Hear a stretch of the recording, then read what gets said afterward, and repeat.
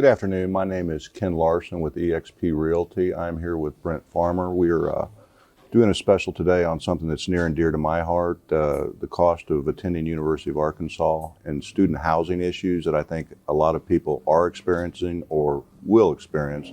What we want to cover is alternatives to just going the dorm route or renting, and how you can actually get some money back and save some money at the same time. This isn't for everyone. You have to have a certain amount of money to put down on a home. We're going to go over an example here shortly for a $250,000 home.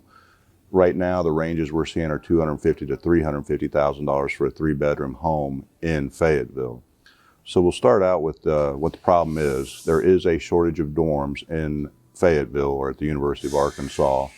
This has been going on for several years. They've been accepting record enrollment. I am, just to kind of back up a little bit, from McKinney, Texas. I have 2 daughters that go here, so I'm also dealing with out-of-state tuition, which we're going to tie in as well. There's also a shortage of hotels and overnight rentals up here for parents that many people have experienced. It's a frustrating situation when you need to drop $300 to $500 to get anywhere near the campus when you're visiting your child. As I touched on, there's an out-of-state tuition savings involved here as well. And then just the simple things that everyone kind of can figure out on owning a rental property is your roommates pay for a large part of the asset, and you have appreciation and tax benefits of the ownership. The shortage of dorms. University of Arkansas has accepted record enrollment for the last several years. A significant number of students, including freshmen, have been forced to live off campus, which is, it's horrible for freshmen to have to deal with this, but you can probably take the tail by the horns. Is the tail by the horns or the horn by the tails? NWA, if people don't, some people may not realize this from the surrounding states, is one of the fastest growing metropolitan areas in the country right now. Rents have experienced very large increases across the board, whether it's student housing or just day to day, someone trying to find a place to live up here. A little personal experience I've dealt with in the last few years. My oldest will be a senior next year. My youngest will be a sophomore. My oldest rented an apartment with 3 other girls, I think 2 years ago, and the rent was $550. Today, that rent is up to $700 to $900, depending on what situation or how you want the apartment to lay out. You can get obviously singles or four bedrooms. We're going to use an example, as I mentioned, of a $250,000 home, 3-bedroom, 2-bath, that's assuming you could buy it for $250,000 with a 20% down payment. Again, this is the out-of-pocket cash. That's $50,000. The current interest rate is 5.725%, giving you a monthly payment of $1,628. With 2 roommates, charging them $700, and this is a debatable thing. You could go up or down depending on what you buy. That's a return to you of $1,400 per month. Your student's rent now becomes $228. Your yearly rent savings on this is $5,664. If you multiply that times 4, it's $22,656. I did this on a 12-month basis just to make it simple. Some rental agreements up here are 10 months, as many of you found out. But that's your first payback.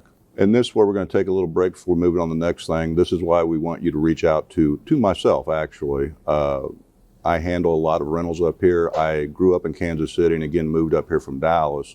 So I have friends on both sides of the border that are dealing with all the same things I did and have dealt with several rental properties of this specific situation over the last several years. The next issue is a shortage of hotels and places. Is there a shortage of hotels and places to stay? Is there a shortage of Airbnbs and hotels? Yes. The hotel rooms and Airbnbs on busy weekends shoot through the roof. Again, the older parents know this and have dealt with it. On the low end, you're usually looking at $300, or you're going all the way up to Bentonville. I actually have dealt with short-term rentals myself for the last several years, and that's how I sort of started getting into the investment properties up here. That's another thing we'll cover in a different segment as far as ways to get a return on your money. Visiting 4 times during the school year. Some parents come more, some parents come less. One weekend will end up costing you about $600 plus tax for a 2-day weekend. 4 times a year, that's $2,400. Over 4 years, that's $9,600. These are hard numbers that I think people just forget about. But if you had a rental here that your child stayed at, you could obviously stay at that when you're visiting and save a lot of headaches there as well. This is specifically geared towards mostly the Texans and Missouri people and Oklahoma, the out-of-state tuition factor. Most of you know there's, I believe it's like $22,000 is the out-of-state tack-on, and they give the kids a scholarship is what they call it, of basically up to 90% or 10% off of that. So if your child hits 90% or the 10% discount, they're still going to be paying out of pocket $1,775 per year.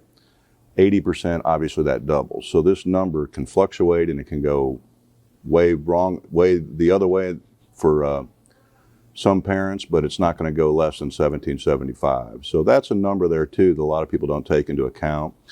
I believe you have to declare residency or be headed in that direction for 6 months before your child starts. Please check that. It could be a year, but I've already gone through this myself, and I think it was 6 months at the time, and they also change these things, but this is a real number.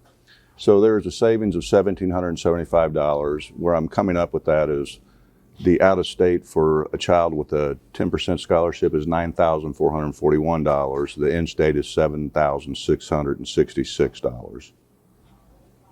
The roommates, and everyone says this on any rental property, they're basically helping pay for your asset.